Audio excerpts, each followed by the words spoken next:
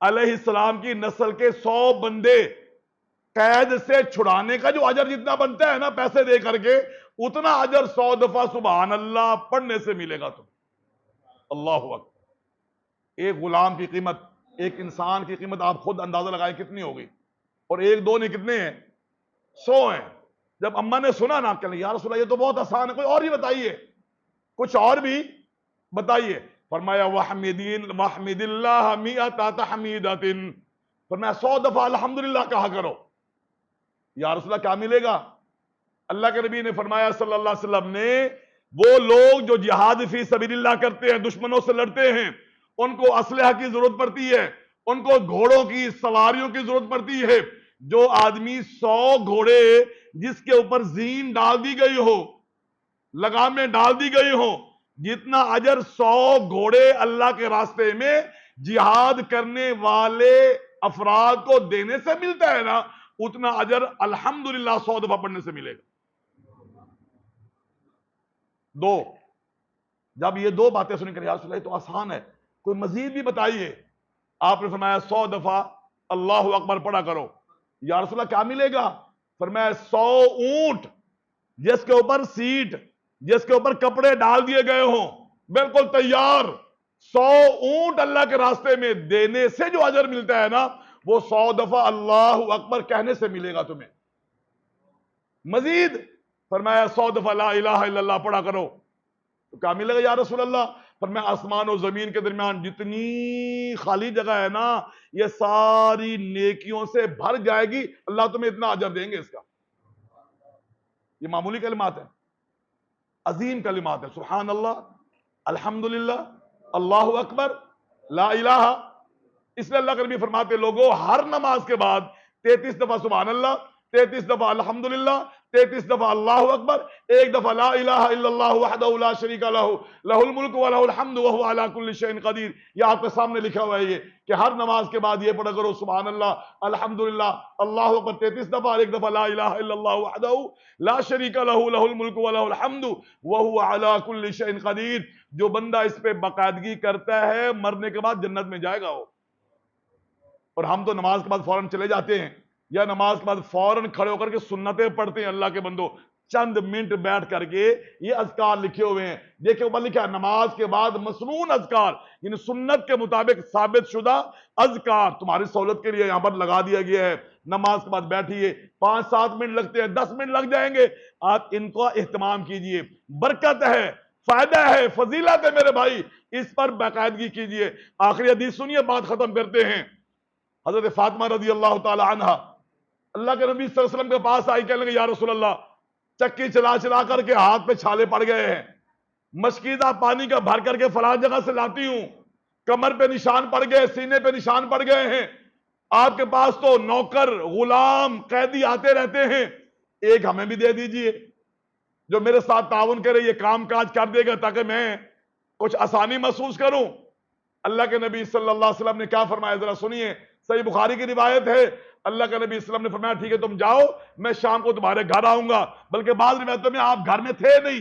حضرت عائشہ رضی اللہ تعالی عنہ کو حضرت فاطمہ رضی اللہ تعالی عنہ یہ پیغام دے کر کے گئی ہیں کہ ابا جی آئے تو یہ پیغام میرا دے دینا۔ جب اللہ کے نبی تشریف لائے، امی عائشہ نے حضرت فاطمہ رضی اللہ تعالی عنہ کا پیغام دے دیا۔ شام کے وقت اللہ کے نبی گھر تشریف لے گئے، اپنی بیٹی کے ہاں چلے گئے، اور جب گئے تو دیکھا آرام فرما رہی تھی، دیکھ کر کے اٹھنا چاہا، فرمایا لیٹے رہو لیٹے رہو، اور پھر آپ نے فرمایا کہ اس طرح تم میرے پاس پیغام چھوڑ کے گئی ہو، آؤ بیٹی کیا میں تمہیں کوئی ایسے کلمات نہ بتاؤں جو نوکر کے ملنے سے زیادہ بہتر ہے؟ نوکر کے ملنے سے جو فائدہ ہوگا نا، ان کلمات کے پڑھنے سے اس سے بھی کیا ہوگا؟ زیادہ فائدہ ہوگا، یعنی برکت، جسم میں قوت، انرجی، طاقت تمہیں حاصل، راحت، سکون تمہیں ملے گا اور اجر بھی ملے گا۔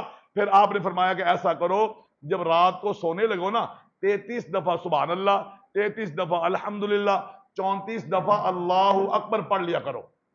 میرے بھائی وہ بزرگ جو دن کو کام کاج کرتے ہیں، رات کو تھکے ہوئے آتے ہیں، جسم میں بہت درد ہوتا ہے، باوضو ہو کے سویا کرو، اور رات کو سوتے وقت آیت الکرسی ایک دفعہ پڑھ لیا، سورہ بقرہ کی آخری 2 آیتیں پڑھ لی، اور آخری 3 سورتیں 3 دفعہ پڑھ لی، اور پھر اس کے بعد یہی 33 دفعہ سبحان اللہ، 33 دفعہ الحمدللہ، 34 دفعہ اللہ اکبر پڑھ لے۔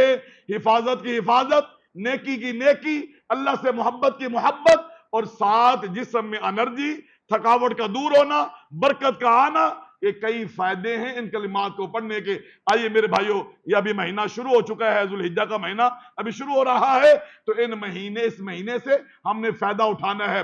آئیے ان 10 دنوں کے لیے اپنا ہدف مقرر کریں کہ ان 10 دنوں میں نے اتنا قرآن مجید پڑھنا ہے، میں نے اتنی جو ہے دفعہ ڈیلی تسبیح کرنی ہے، میں نے 10 دنوں میں 1,00,000 مرتبہ سبحان اللہ، الحمدللہ، اللہ اکبر میں نے پڑھنا ہے، درود میں نے اتنی دفعہ پڑھنا ہے، 20 پارے میں نے قرآن مجید کے پڑھنے ہیں اس 10 دنوں کے اندر۔ بڑے قیمتی دن ہیں اللہ کے بندو، کوئی ہدف مقرر کرو، اس 10 دنوں سے کچھ حاصل کرو۔ اللہ کے نبی فرماتے بادروا بالاعمال اغتنم خمسا قبل خمس، لوگو وقت کو غنیمت سمجھو، عمل کرنے میں جلدی کرو۔ اللہ مجھے بھی توفیق عطا فرمائے، اللہ آپ کو بھی توفیق عطا فرمائے۔ جو باتیں میں نے آپ کے سامنے ذکر کی ہیں، اللہ سب سے پہلے مجھے ان پر عمل کرنے کی توفیق عطا فرمائے، پھر آپ کے سامنے بڑی محبت سے میں نے ذکر کی ہیں، اللہ آپ کو بھی اس کے مطابق اپنی زندگی بنانے کی توفیق عطا فرمائے۔ میرا کسی سے کوئی جھگڑا نہیں ہے، کوئی لڑائی نہیں ہے، جو باتیں میں نے بیان کی ہیں وہ بیان کی ہیں جس کو میں سمجھتا ہوں یہ قرآن و حدیث کے مطابق ہے، آپ کے بھلے، آپ کے فائدے کے لیے، اپنی ذمہ داری سمجھتے ہوئے میں نے اس کو بیان کہ کوئی یہ نہ سمجھے کہ یہ ہمارے عقائد پر تنقید کرتے ہیں، یا ہمیں جو ہے وہ نشانہ بنا رہے ہیں، یا ہمارے بارے میں ایسا کر رہے ہیں۔ ہم نے کسی کا نام نہیں لیا ہے، نہ ہم کسی کا نام لیتے ہیں، جو حقیقت ہے وہ آپ کے سامنے ذکر کر دی ہے۔ اللہ رب العالمین ہماری کمی کوتاہیوں کو اپنی رحمت سے دور فرمائے۔ آخری حدیث سنیے، بات ختم کرتے ہیں۔ اللہ کے نبی فرماتے، صحیح مسلم کی روایت ہے، من رأى منکم ہلال ذی الحجہ واراد ان یضحی فلا یاخذن من شعرہ ولا من اظفارہ شیئا، جو آدمی ذوالحجہ کا چاند دیکھ لے، ذوالحجہ کا چاند دیکھ لے اور قربانی کرنے کا ارادہ رکھتا ہے، تو اس کو چاہیے ذوالحجہ کا چاند نظر آنے سے لے کر کے جب تک قربانی نہیں کرتا، وہ اپنے جسم کے کسی بھی بال کو نہ کاٹ سکتا ہے اور نہ ناخن تراش سکتا ہے۔ فلا یاخذن من شعرہ ولا من اظفارہ شیئا، صحیح مسلم کی روایت ہے۔ صحیح بخاری کے بعد دوسری بڑی کتاب ہے حدیث کی۔ اللہ کے نبی فرماتے ہیں جب تک قربانی نہ کرے اس وقت تک نہ ناخن کاٹنے چاہیے، نہ جسم کے بال تراشنے چاہیے۔ اس لیے جن بزرگوں نے، جن بھائیوں نے قربانی کرنی ہے، ان سے خاص طور پر گزارش ہے کہ اگر ذوالحجہ کا چاند اب نظر آ گیا ہے تو ابھی سے رک جائیے جب تک آپ قربانی نہیں کرتے ہیں۔ یہ اللہ کے نبی کا حکم ہے اور سختی سے آپ نے منع کیا ہے۔ فلا یاخذن، یہ عربی زبان کا لفظ ہے اور عربی گرامر کے لحاظ سے اس میں تاکید ہے۔ دیکھیں ایک ہوتا ہم کہتے ہیں کہ یہ کام نہ کرو، اس کے لیے عربی میں ہے نہیں، فلا یاخذ، یہ کام نہ کیجئے، رک جائیے۔ اور ایک اگر اس میں ہم نے کیا کرنی ہو، تاکید، حضرت بالکل یہ کام نہیں کرنا، اس کے لیے عربی گرامر کے مطابق آخر میں نون مشدد لگاتے ہیں، جیسا کہ اللہ کے نبی نے فرمایا فلا یاخذن، بالکل نہ لے، بالکل نہ تراشے۔ اس لیے میرے بھائی جنہوں نے قربانی کرنی ہے ان سے گزارش ہے کہ جب تک قربانی نہ کر لیں اس وقت تک وہ اور ان کے گھر والے تمام افراد، کیونکہ یہ قربانی ایک بندے کی طرف سے نہیں ہوتی ہے، ان علی اہل کل بیت اضحیہ، اللہ کے نبی فرماتے ہیں ایک قربانی پورے گھر والوں کی طرف سے ہوتی ہے، سب کو اجر ملتا ہے۔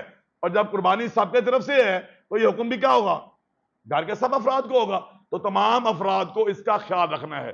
اور ایک آخری بات، جنہوں نے قربانی نہیں کرنی، ان کے لیے کیا ہے، اللہ کے نبی فرماتے ہیں وہ 10 والے دن نماز عید کے بعد، 10 ذوالحجہ کو نماز عید کے بعد اپنے جسم کی پوری حجامت بنا لیں، جو شرعن جن بالوں کو کاٹنا جائز ہے ان بالوں کو وہ کٹوا لیں، ناخن ترشوا لیں۔ جامع سنن نسائی کی صحیح روایت ہے، اللہ کے نبی فرماتے ہیں اللہ ان کو پوری قربانی کا اجر دیں گے۔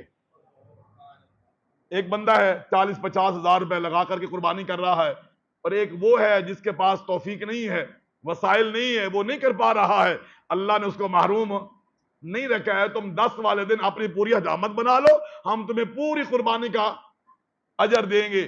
تو میرے وہ بھائی جن کے پاس توفیق نہیں، ہم اللہ سے دعا کرتے ہیں اللہ ان کو اتنا مال دے کہ وہ ایک نہیں کئی قربانیاں کریں، ایک نہیں کئی قربانیاں اپنی بہنوں کو، اپنے بھائیوں کو، اپنے عزیز و اقارب میں بھی بانٹیں، اور اللہ کے راستے میں اللہ سے محبت کرتے ہوئے اس کو ذبح کریں۔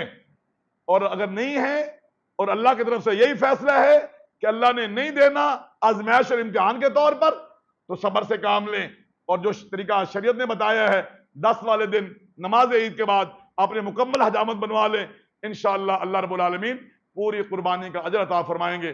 اللہ ہم سب کو نیکی کرنے کی توفیق عطا فرمائے، مسنون زندگی گزارنے کی توفیق عطا فرمائے، آخری وقت ہو تو عقیدہ توحید والا ہو، عمل سنت رسول اللہ والا ہو۔